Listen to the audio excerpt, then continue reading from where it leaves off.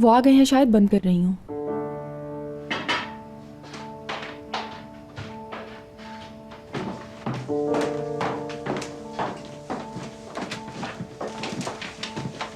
कब से रिलेशनशिप में हो तुम दोनों?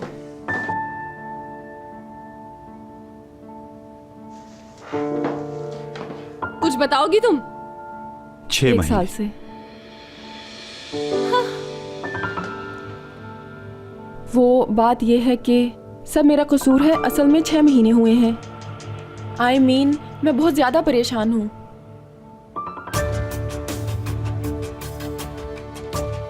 तुम ऐसे आदमी के लिए क्यों परेशान हो जो तुम्हें चाहता नहीं?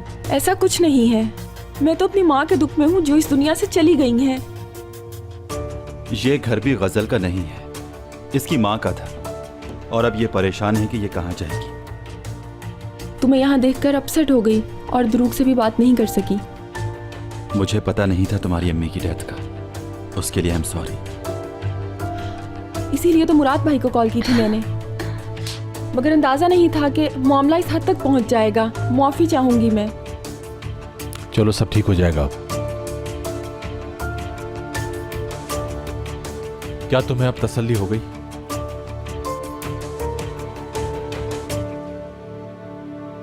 जो समझना चाहो समझो।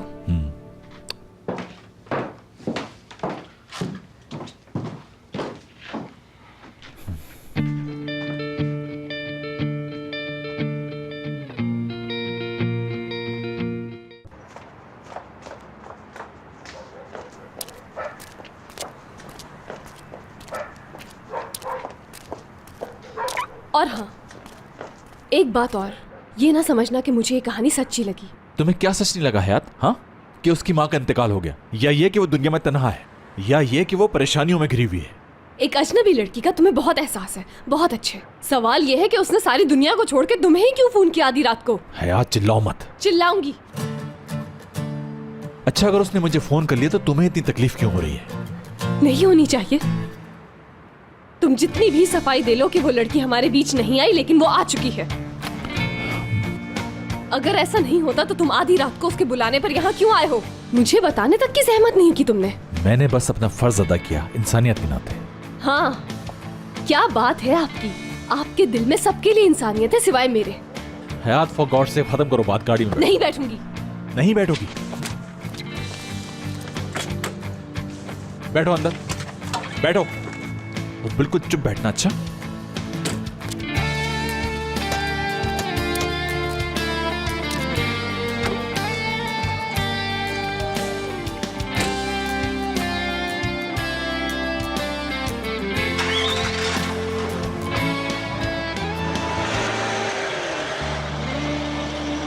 ये सब तुमने बहुत अच्छे तरीके से संभाल लिया, इसके लिए तुम्हारा बहुत शुक्रिया। मैं किसी को परेशान नहीं करना चाहती, लेकिन मुराद ने क्यों नहीं कहा कि उसकी बहन हूं मैं? तुम अचानक आ गई और कुछ हालात भी ऐसे हो गए। लेकिन मजबूर थी मैं। अम्मी की आखिरी ख्वाहिश यही थी कि भाई से मिल लूं मैं।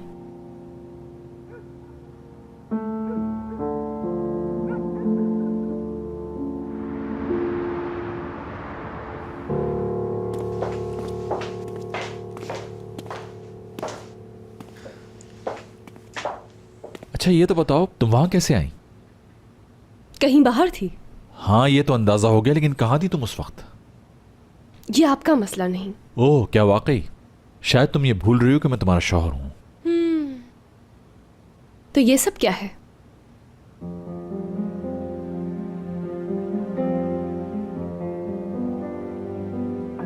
और वो क्या है? ये तुम्हारा मसला नहीं। हाँ, तो ये मेरा मसला नहीं है। हाँ, गजल से रिलेटेड है। हयात, बस बात को खत्म करो। That's enough. ठीक है, तो पहले फिर मुझे दिखा दो कि क्या है। ऐसा क्या है जो छुपा रहे हो? दिखाओ मुझे।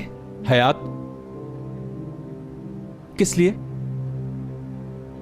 दूसरी वाली के लिए है ना ये? क्या बात कर रही हो तुम हयात? मैं अपनी वाइफ के अलावा किसी और को गिफ्ट दे सकता हूं क्या?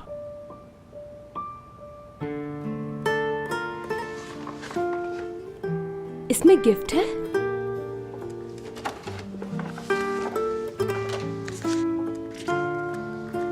ओह, अब ले ही आए हो तो चलो पहना भी देती हूँ, लाओ,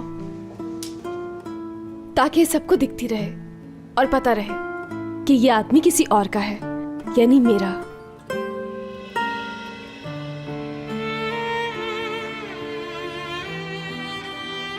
वाह, तो अंगूठी से पता चल जाएगा कि मैं तुम्हारा हूं।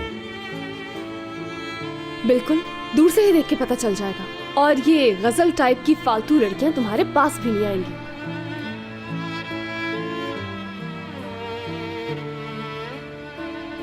यानी आज से हम नई शुरुआत कर रहे हैं। खत्म कब हुआ था जो नई शुरुआत होगी? रुको, कहां जा रही हो? कुछ रह गया है, काम अधूरा नहीं करते।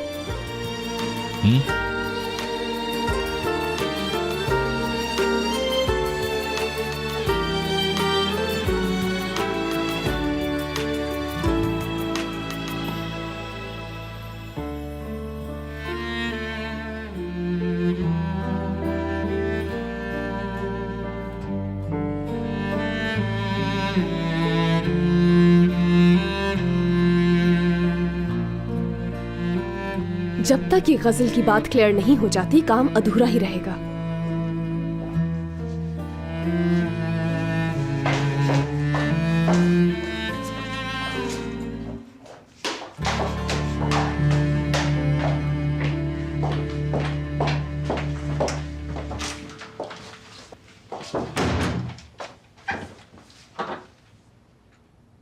या अल्लाह, क्या मुश्किल है।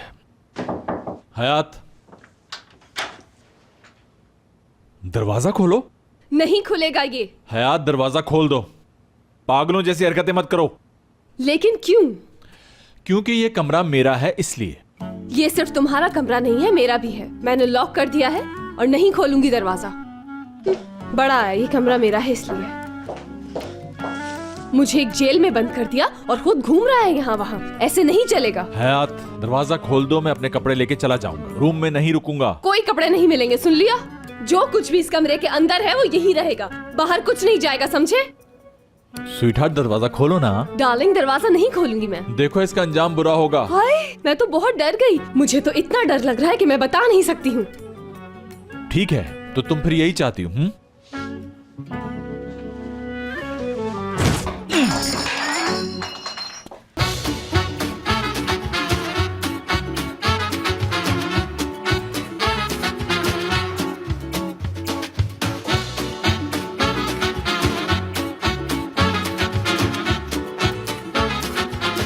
Aşk laftan anlamaz.